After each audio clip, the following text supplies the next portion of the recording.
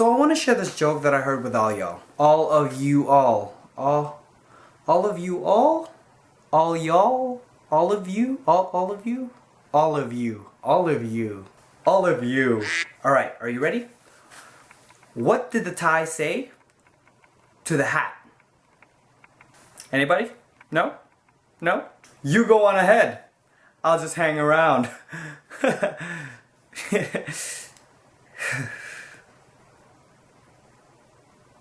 Yeah. No?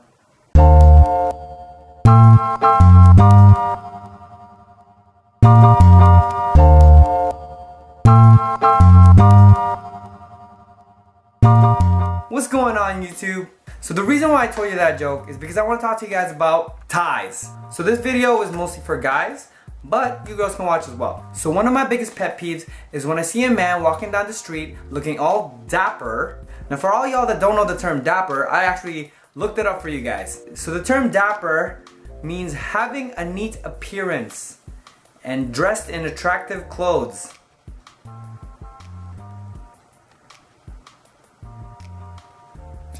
Now where was I? Oh yeah, so they come down the street, you know, tailored suit, slim fit shirt, nice shoes, nice belt, clean cut, but they don't know how to tie their goddamn tie. Now gentlemen, understand that the tie is one of the most important parts of your dapper look.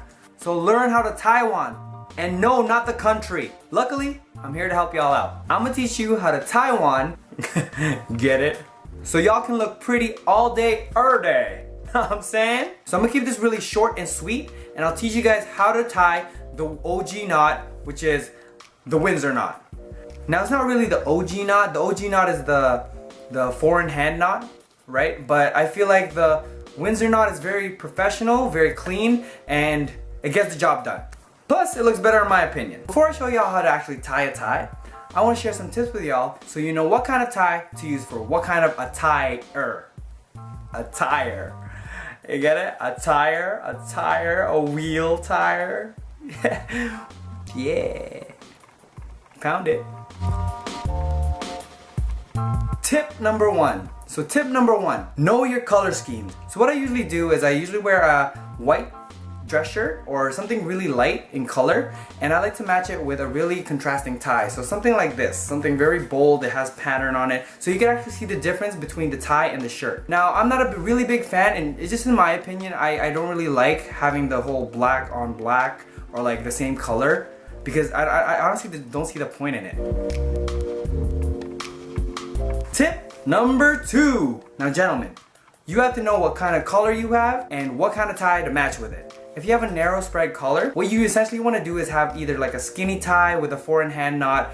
This is what the GQ guys usually do. I'm a pretty big guy, so I don't really stick with skinny ties a lot. But if it suits you, go for it, right? Now a mid-spread collar calls for more of a medium-sized tie, and you usually use a half Windsor knot. Because the way the collar is, you don't want to get too skinny of a tie because it actually changes the face shape. You don't want to get too big of a tie because it might make your head look small. Last but not least, the widespread collar. The widespread collar is usually paired with the full Windsor knot. Now, the thing about widespread collars is if you have a widespread collar, you need a more wider kind of tie to fill in that gap. It's all about proportions.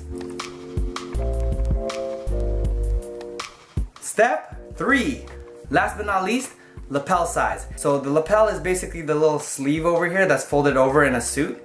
If you are wearing a suit, you want to know the size of that just because it has to correspond and be proportional to your tie. So if you have more of a skinnier lapel, you want to lean more towards a skinny tie. If you have a wider lapel, obviously you want to go with a wider tie.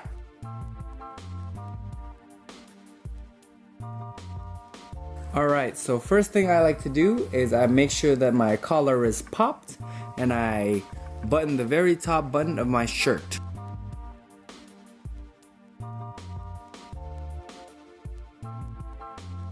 Next up, we're going to put our tie around our neck, making sure that the narrow side is on the left side of your body and the wide side is on the right side of your body. Now I'm going to cross over the wide side over the narrow side. And you see that line over there? That's just a little indication of where I like to do it. Now it varies depending on how big your neck is and how long you want your tie to be. Next step, I put the wide end up through the loop and back to the left side of my body, like so. Alright, now I like to hold it down in place, like so. Use my finger, boom, so nothing gets loose or whatnot. And what I do is I get the wide side and put it all the way over onto the right side of my body, so it's all the way through underneath the whole thing, right? And I should be seeing the back end of the tie, so the actual stuff with the stitching, like there. Right, now I'm gonna put it over and through the loop again, right?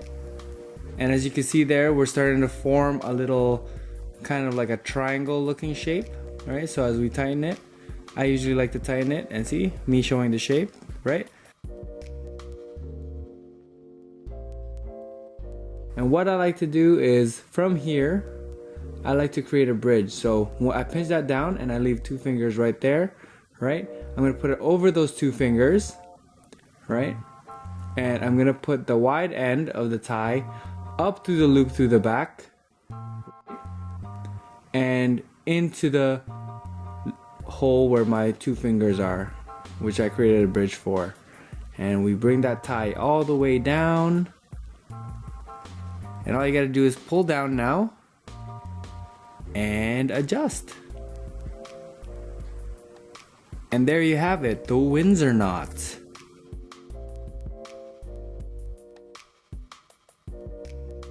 Now a tip for everybody, tie lengthwise, you want to make sure that the end of the tie, which is the tip of the point, sits in between your belt line, right? Not 2 inches higher or 2 inches lower. You want to make sure that it's right in between as it rests. Last but not least, the tie clip. This helps everything stay in place and also adds a little elegant feel to your look. So what I like to do is I flatten my tie out, I move it to the side, and I count from the very top button. I count all the way to the 3rd and 4th button.